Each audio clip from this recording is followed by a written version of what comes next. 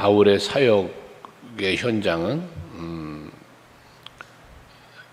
동력하는 자들이 있었기 때문에 그 사역의 지경을 넓혀갈 수 있었던 것이죠. 그래서 바울이 복음을 전하고 그 복음을 또 교회를 세우고 할 때 늘 로마서 16장이라 보면 그 협력했고 동역했던 사람들의 이름을 거론하면서 말씀을 하는 것처럼 늘 함께하는 자들이 있었어요. 근데 그러한 개인적인 인물들이 있었던 것처럼 또 그가 세웠던 교회들이 이제는 처음에는 세워지는 교회는 참 부족한 게 많이 있었겠죠. 하지만 그들이 이제는 성장하고 부흥해 가면서 또 힘 있는 교회들이 되어 가면서 이 바울의 사역을 도와줬던 그런 모습을 보게 되어집니다. 특별히 고린도 교회도 이 마게도냐 지역, 그 지역은 이제 지금으로 말하면 소아시아 7교회들이 있는 그런 지역들을 일컬어 말할 수 있는 것인데, 그 복음을 들고 계속해서 나가서 전할 때 그런 도움이 있었기 때문에 그런 일을 감당하게 되었다는 것이죠.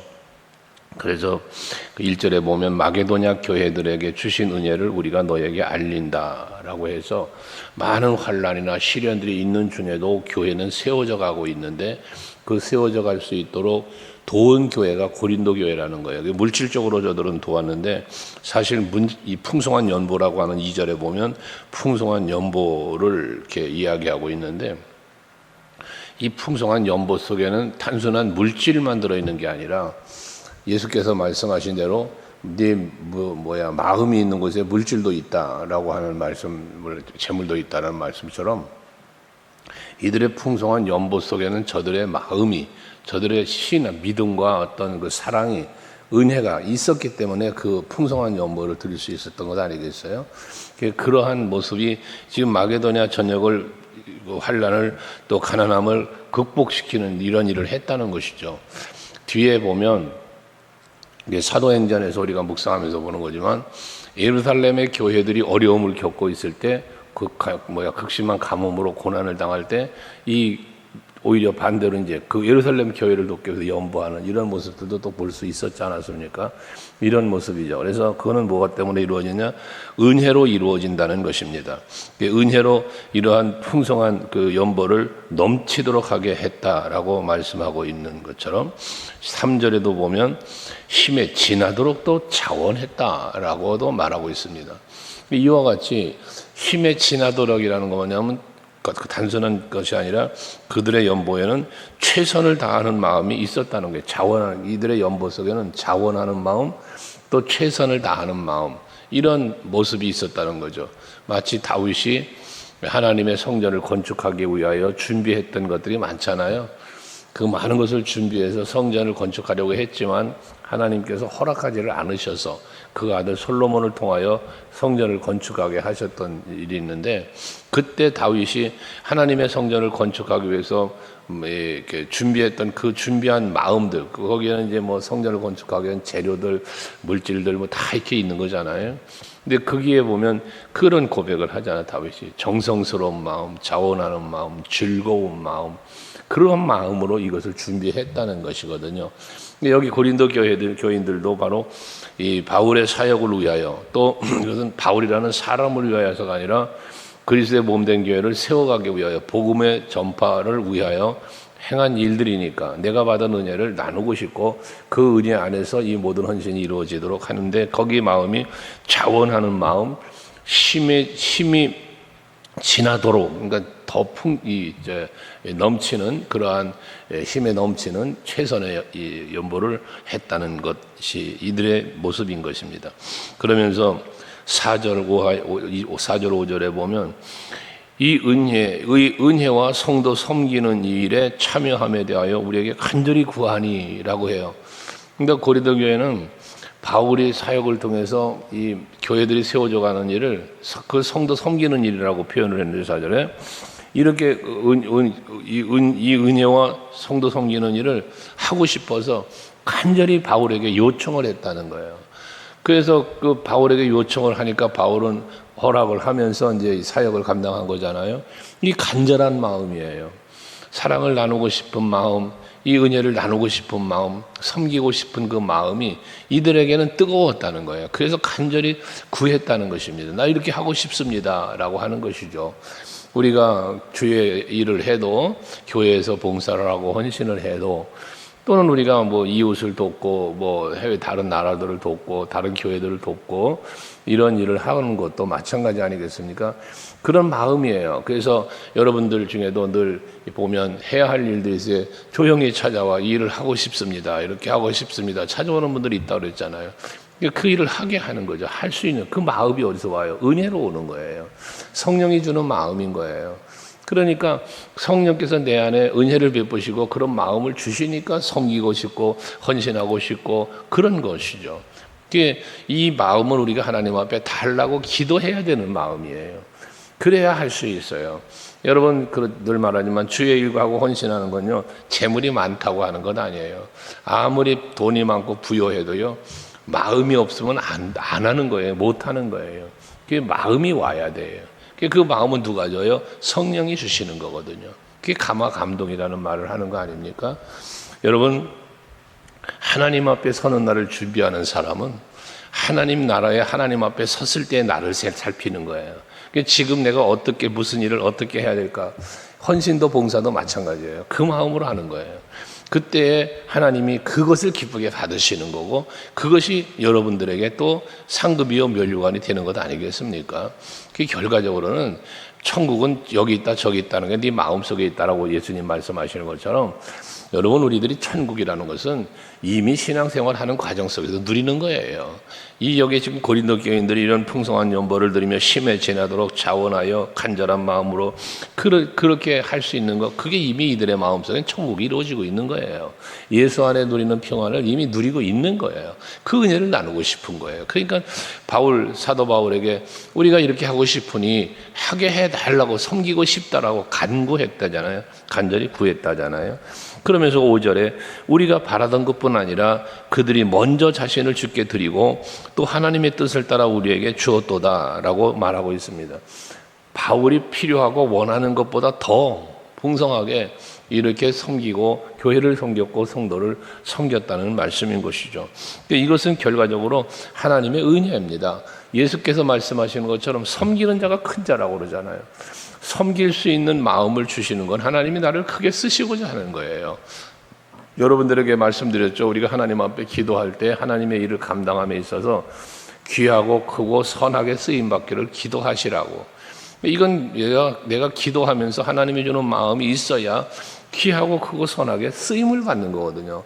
내가 쓰임을 받는다는 이 자체가 그래서 복이 되어지는 것입니다. 하나님의 일은 아무나 하는 게 아닙니다. 하나님의 일은 아무나 하는 게 아니고요, 성령 충만 받은 사람이 하는 거예요. 복음을 전하는 일도 그렇고 봉사하고 헌신하는 일도 그렇고요, 성령이 충만할 때 자기 자신을 이기고 환경을 이기고 모든 걸 이겨내면서 주님의 일을 감당하는 것이거든요.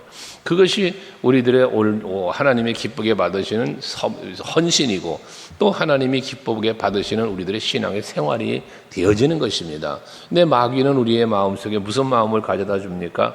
이것 때문에 저것 때문에 안 된다는 마음을 주는 거예요. 그래서 이런저런 핑계를 대면서 봉사와 헌신을 못하게 하는 거예요. 근데 성령이 주시는 마음은 그거를 극복하고 넘어가는 거예요. 항상 우리 서강교회 성도 여러분들은 환경을 이기고 또 세상을 이기고 또 자기 자신을 이길 수 있는, 성령에 의하여 자기를 다스릴 수 있는 이러한 여러분들이 되셔서 헌신에 앞에서 말한 대로 정말 힘에 지나도록 자원하여 즐거운 마음으로 최선을 다하는 적극적인 마음으로 헌신에 임하는 여러분들이 될 수 있기를 바랍니다. 그러면서 6절에도 보면 그런 말씀을 했어요. 그러므로 우리가 디도를 권하여 그가 이미 너희의 가운데 시작을 하였은즉이라는 말을 합니다. 디도를 권해서 너희에게 가서 먼저 시작하게 했다. 이 말은 뭐냐면 디도가 헌신에 앞장서게 했다는 거예요. 디도를 보내서 헌신을 모범이 되었다는 것이죠.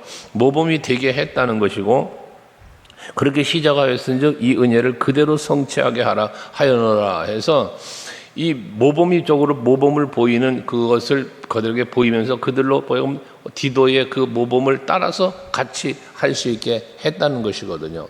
그러니까 여러분들이 항상 신앙생활 중에 또 가져야 될 마음이 뭐 귀하고 크고 선하고도 있지만 스스로가 또 스스로에게 다짐하면서 힘써야 될 게 뭐냐면 항상 하나님의 일에 앞장서기 위하여 힘쓰시는 여러분들이 되셔야 한다는 거예요. 무슨 일을 하든지 항상 앞장서시라는 거예요. 그래서 우리가 교회에서 해야 할 일들이 선포되거나 보여지거나 할 때면 뒤에 머물러 있지 말고 머뭇거리지 말고 항상 앞장을 서라는 거예요.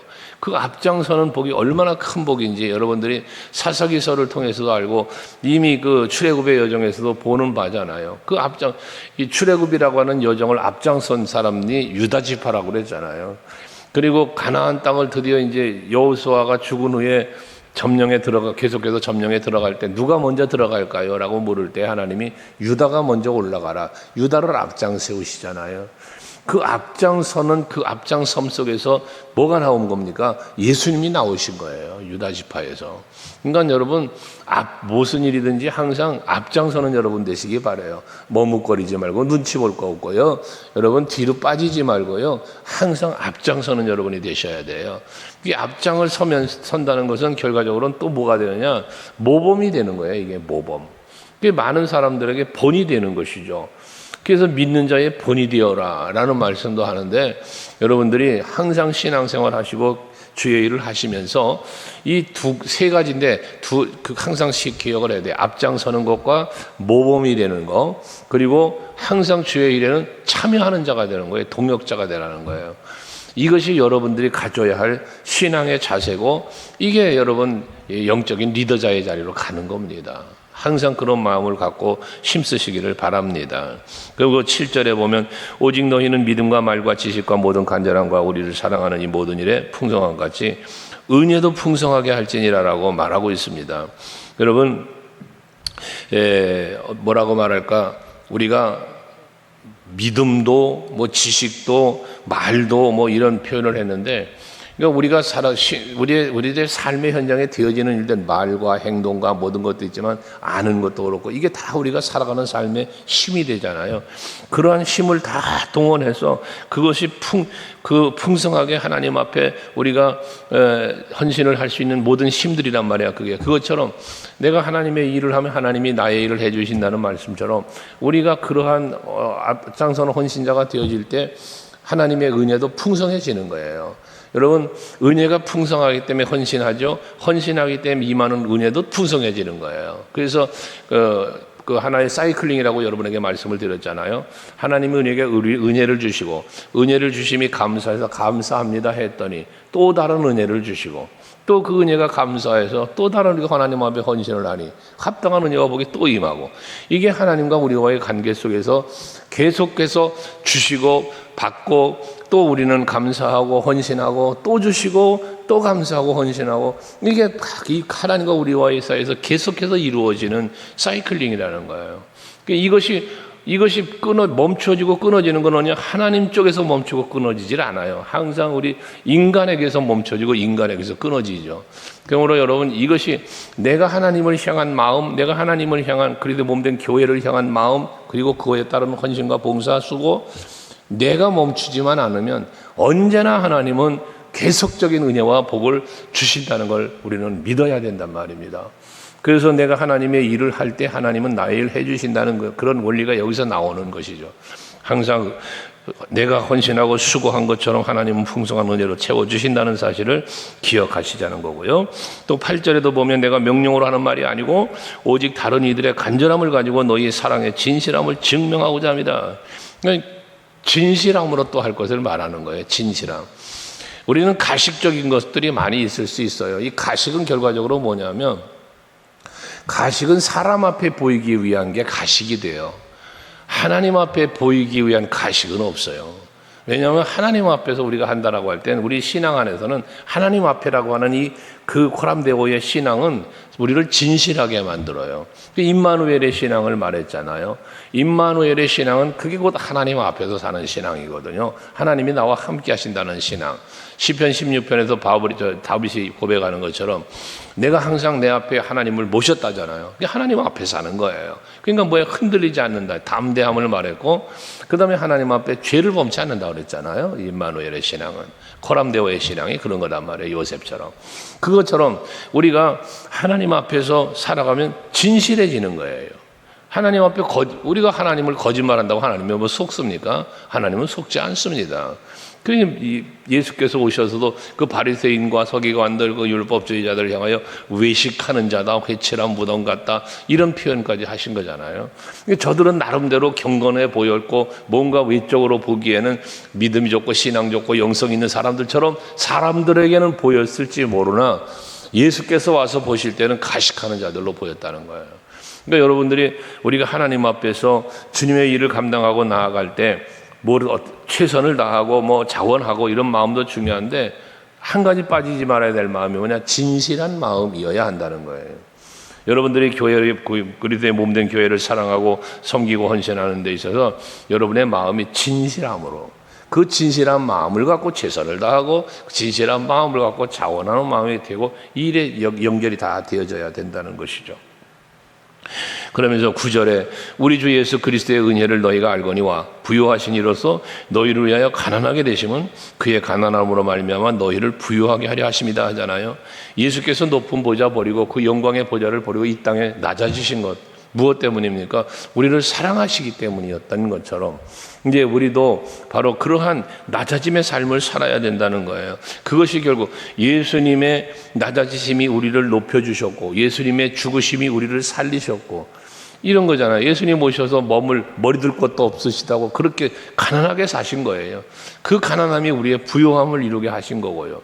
이런 것처럼 이제 우리도 마찬가지 그러한 모습을 보이며 살아야 되는데, 그게 10절에 이 일에 관하여 나의 뜻을 알리는 이 일은 너희에게 유익함이다 라고 말합니다.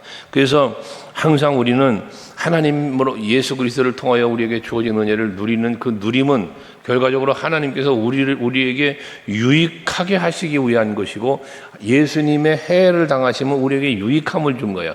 예수님의 그 어떤 고난은 우리에게 평안을 주신 거다 그 말이에요. 그 이사야 선지자를 통해서 하신 말씀, 그가 채찍에 맞음으로, 그가 상함으로, 여러분 이런 찔림으로 이런 표현을 하잖아요.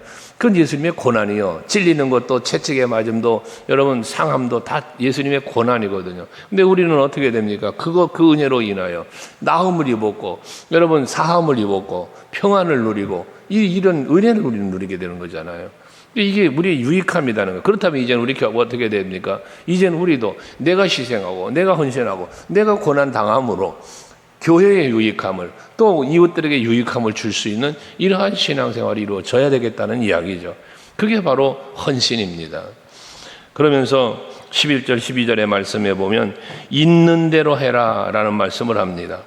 있는 대로 해라 하면서 12절에 할 마음만 있으면 있는 대로 받으실 터요 없는 것은 받지 아니하시리라 했습니다. 앞에서도 힘에 지나도록 자원했다라고 하는 말씀인 것처럼 우리는 있는 것으로 하는 거예요. 여러분 내가 없는데 어떻게 하겠어요? 없는데 있는 것으로 하는 거거든요. 그러니 모세가 광야에서 양을 칠 때 목종 생활을 할 때 하나님이 찾아오셔서 말하잖아요. 네 손에 든 것이 무엇이냐? 지팡이입니다. 여러분 모세는 가지고 있는 게 지팡이밖에 없어요.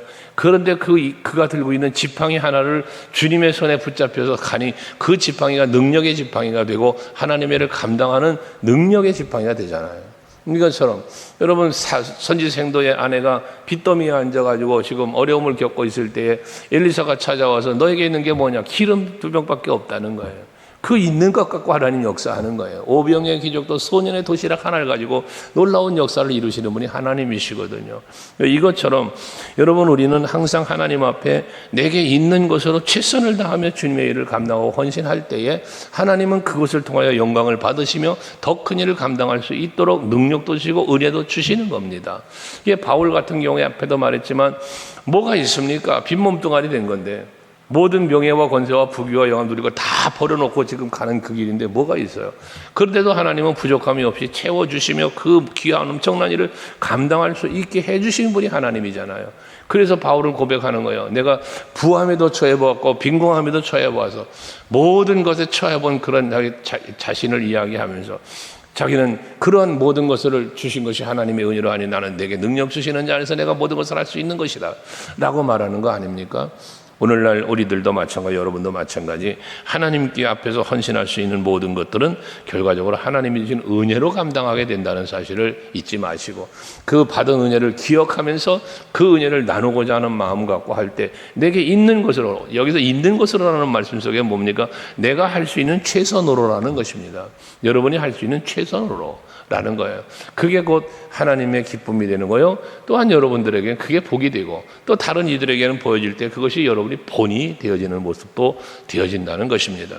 그래서 우리는 항상 넉넉한 것으로 한다는 마음이 아니라 있는 것으로 최선을 다할 때 14, 15절에 말하는 것처럼 균등함을 말하면서 15절에 많이 거둔 자도 남지 않고 적게 거둔 자도 모자라지 아니하였다라는 말씀처럼, 이 만나에 대한 이야기잖아요.